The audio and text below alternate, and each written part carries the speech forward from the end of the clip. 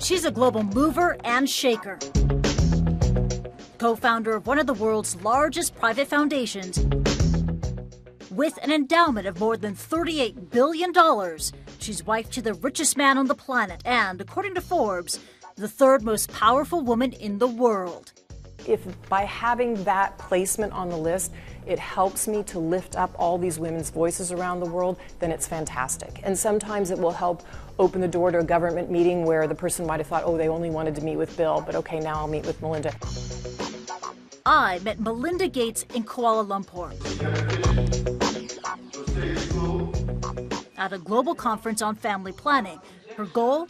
Get contraceptives to another 120 million women around the world by 2020. What matters is doing absolutely everything we can to help women and girls flourish worldwide. There are conservative groups, religious groups in Africa, parts of Asia, and the United States very vocal against birth control. So how do you plan to counter that negative influence?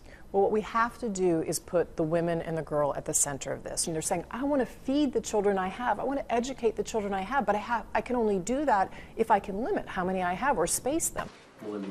Gates' push also has some personal implications. You are a Catholic, and we know the church's stance on contraception. So how do you reconcile your faith and your work? I grew up in the Catholic faith. I'm still Catholic, but what I know that women also need is a modern tool. So I bridge the two by saying this is helping women survive, and it's helping babies survive. As co-chair of the Bill and Melinda Gates Foundation, her job is multifaceted, focused on their core mission: global health, global development, and education. Do you have a typical workday? How would you describe your day-to-day work? My role is really to help set the strategy for the foundation and then to trust the teams and make sure we're hiring the very best people and keeping the best at the foundation. And then when I'm on the road, it's really all about learning about what's going on at the country level and seeing what we can do in terms of advocacy to keep these issues top of mind and top on the agenda, both in the developing world and with the donor nation.